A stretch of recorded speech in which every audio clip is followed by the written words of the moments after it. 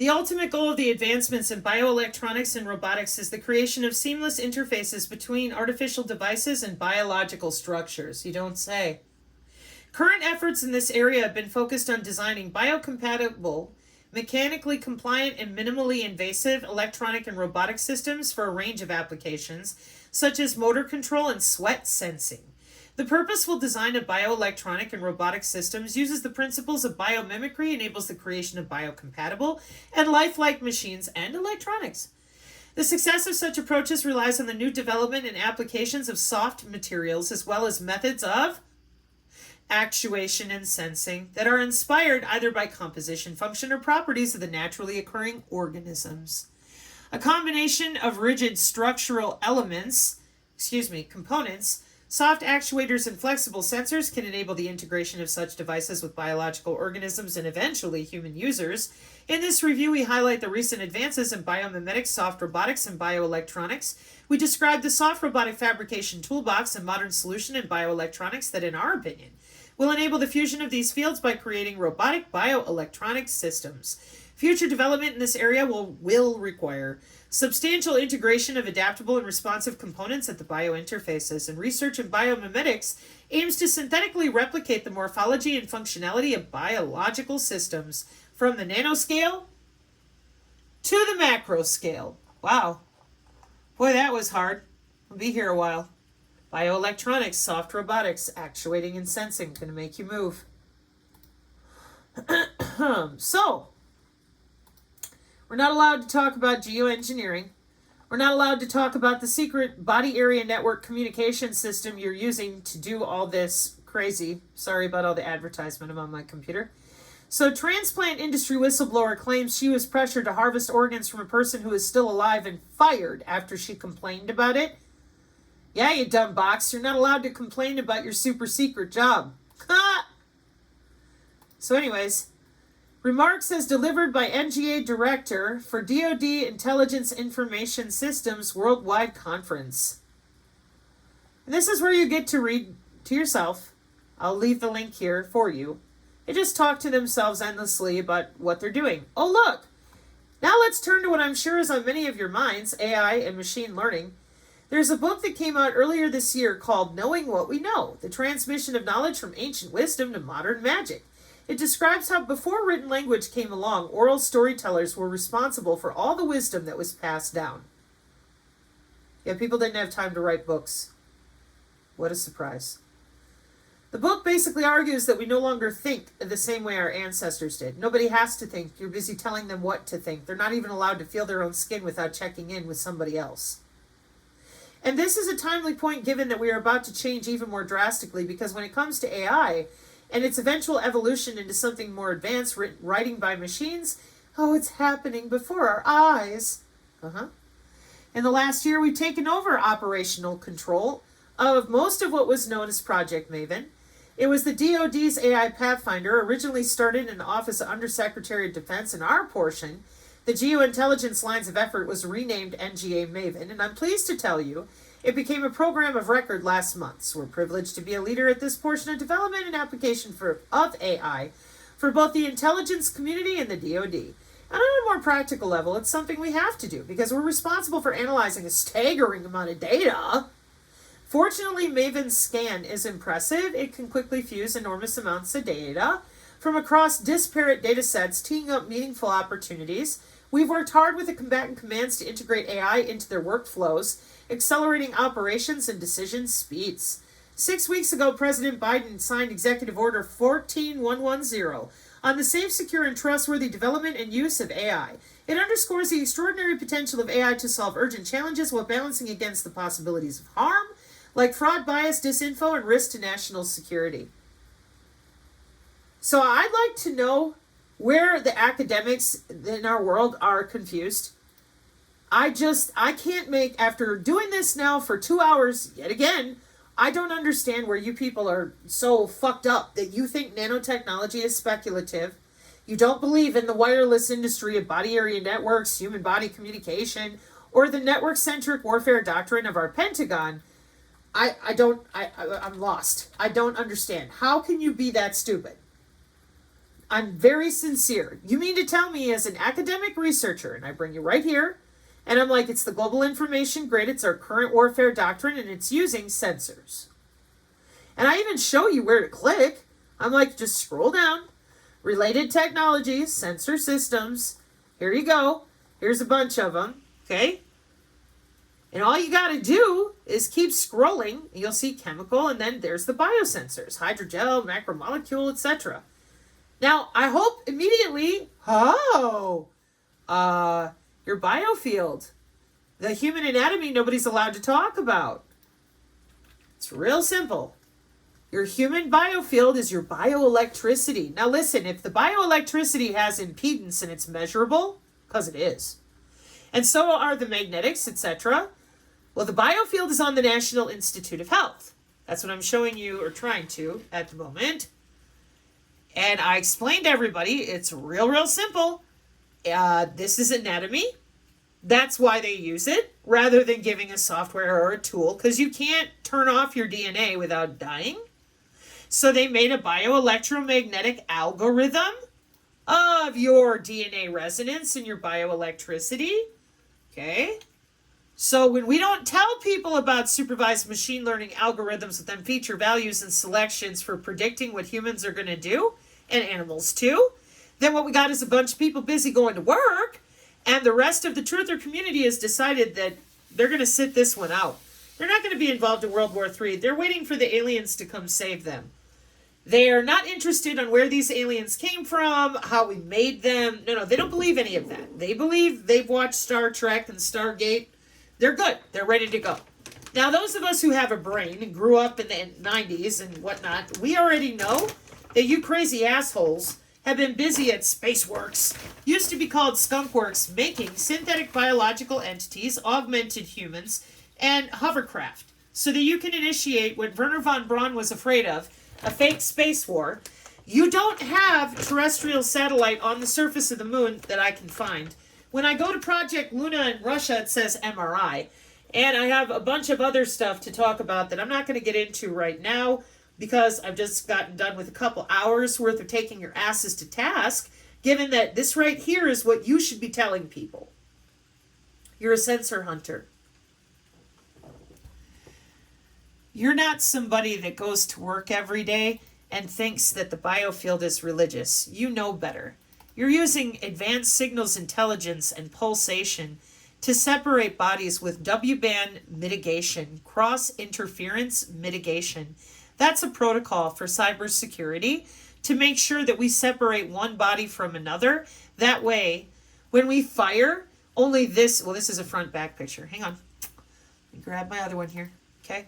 When we fire on this body here on the right, W-band 2, we do not hit W-band 1.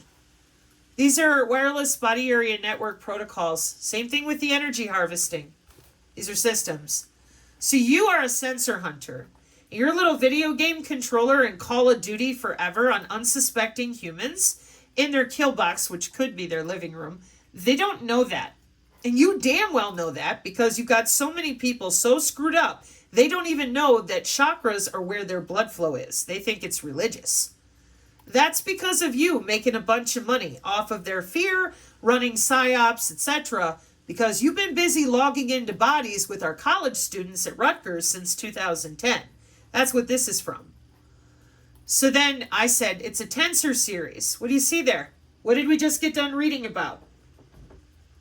In regards to their biosensors, the end dimensions, 0, 1, 2, and 3. Okay? Arrays of data, right? Right? Okay. So then I have a data cube, and it's got everything you can possibly imagine on you. Gaussian mixture, your hidden Markov model. It's a 3-body problem. We solved that. It's been a while now. It's been solved. K-hop, nearest neighbor, naive Bayes. Yep.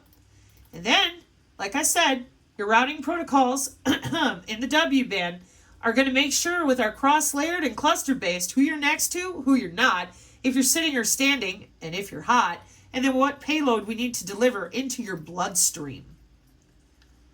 Now, if I was aware that biosensors go all the way back to the 60s and 70s, all the way back to glucose test strips in the 80s. And I'd spent 5 years listening to all this bitching about vaccinations while they lied to me about 20 years in nanotech. I'd be pissed. First of all, you took our money to do it. Second of all, you paid people a lot of money for 5 years to lie about it. Then you're going to tell us to calm down. You're going to save everybody. Then why didn't you tell people for 20 years? Why did you do it the way you did with a fake pandemic? Oh, I don't know. Could it be permanent digital enslavement with you same fucking people? That you don't want to give it up? You've had it since I've been alive, 1979. Why would you want to give it up? Not to mention, you didn't have a Nuremberg the first time. So, if you want me to believe that you're going to have a Nuremberg, you got to find somebody else. I ain't buying your bullshit. You guys built all of this right out of Nuremberg. Erlangen. Yeah, deep learning. Grids, groups, graphs, and gauges. Sure did. Using stuff like this.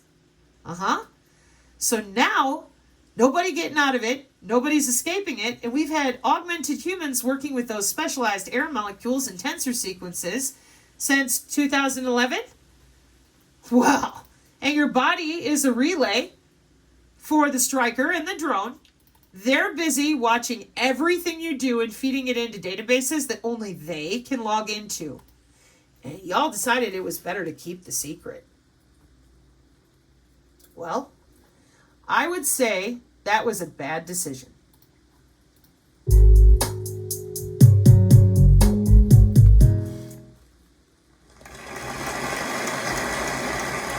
Just for a second, imagine you are in your room by yourself, reading a book, and suddenly you hear this sound. What would you do? Yeah, open the door. That's what I did. Open the door, but there was no one. Heard the sound again, opened the door, but there was no one. It took a while for me to realize that the sound actually came from my own computer. Now, some of you might recall that back in early 2000, Yahoo Messenger played this alert when a contact came online. And it may appear stupid that I opened the door for this sound, but it made perfect sense to me back then, because that was the time I started using a computer. So my natural reaction to a knocking sound was to simply open the door. This is just one example. In general, I found it very difficult to work with computers. Keyboard layout, keyboard shortcuts, mouse controls, totally alien. Had no idea. I remember my very first practical exam at the university. We had to complete a software code in a given time. I got the algorithm down on a paper pretty quickly, but it took such a long time to type it out one key at a time. Time ran out, system shut down, and I failed. And it made me really feel handicapped, not knowing how to get stuff done with my own computer. But at the same time, it gave me a chance to realize something very, very important. There is a lot of opportunity to create a significant impact if we can invent really natural and easy ways. As simple as knocking on the door to interact with computers. So I decided to give this a shot. We coined a fancy name, assistive augmentations. Let me illustrate with a few examples. For me, copy-pasting digital data between devices is complicated. I had to learn a lot of new skills. But if you ask me to do a tilaka, basically copy-pasting color powder from one place to another, this is the way I do it. I will pick the container with the color powder and grab the color with my finger and then move to my forehead. Very trivial, right? So now, can I copy-paste digital data just like that? That's what one of our projects in 2011 did, Project Sparsh. I can show you Project Sparsh live in action. So, humanizing technology here, this is Augmented Human Labs 7 years ago. And the reason that I'm concerned is because this, to most people, is just business. Digital twin engineering, it's just an ad for the Smithsonian Magazine, Augmented Human Lab. And instead of being able, as I have pointed out over and over, instead of being able to talk about our bioelectricity, our human biofield, these algorithms, you're still busy using our bodies in the most profane and inappropriate ways, but not for you, because you're elites. You're going to save the world. You're so much smarter than us. And what I'm saying is, when we are unable, as an American citizenry, to talk about what we paid for, and we have to sit through the majority of you, even in this particular conference, telling us that even though we paid for your weapons that you're using on us, we're not allowed to go to our doctor, our police, or anybody to talk about what you're doing under our skin. That means there is no we the people. There's you. And now you are so suffused. DHS is helping you, money, I say censor hunter, and you've got the entire world acting like they are 2 years old. Well done, fuckers. Truly. Wow. You gotta give them credit, folks. Oh, I don't believe in mind control, says Owen Benjamin from Caltech. Fraud. Is nanowire wireless, says the health ranger? Fraud. What's a sensor? I don't know. This wireless technology is speculative. Yeah, your phone doesn't work either. You're hallucinating your text messages. And nanotechnology. Oh, God. No clue in the whole world. Oh, good, good. It exponentiates, by the way. They're growing stuff inside of people. You don't have to worry about that, though, right? I'm sure the DOD left you out. They're not really going to grow something inside of you, given you're an aqueous environment, and just not tell you about it. They would never. Kind of like, they don't already do that. Growing hydrogels inside of you without telling you a damn thing. Oh, they would never. For 20 years. 20. This is from 2018. 20 years. And Palantir's in charge. That makes you feel more safe.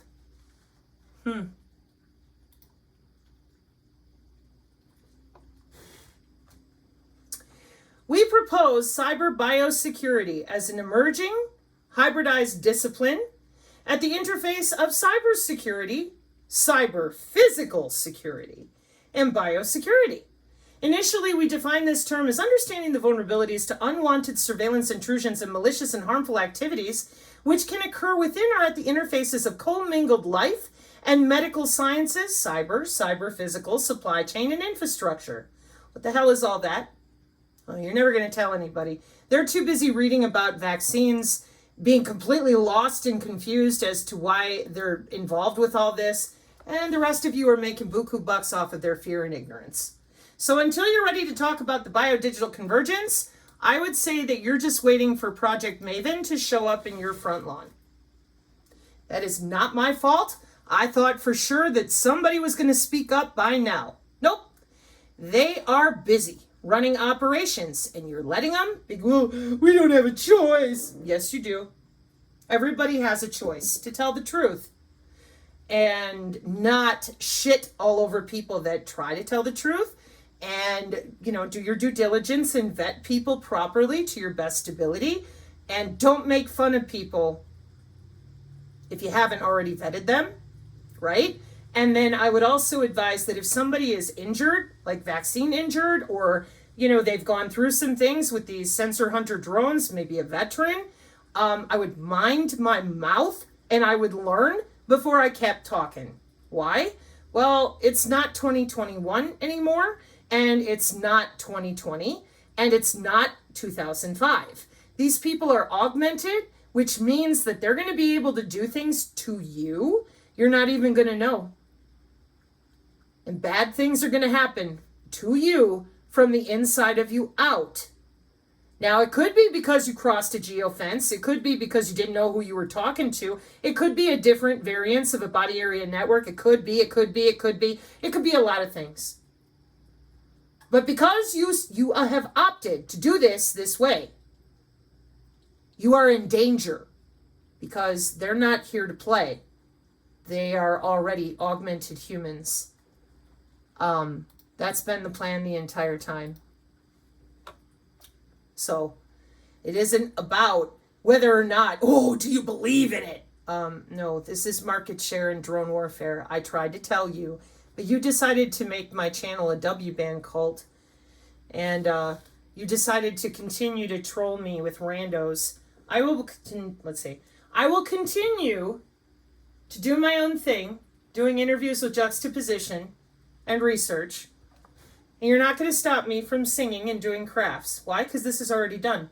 I'm just waiting for you out there to maybe help the academics. They seem kind of confused. They seem to think that none of this is real. Perfect. According to your own Mockingbird documents, right? Yeah. So I'll be over here. Mark 536. Amen, everybody.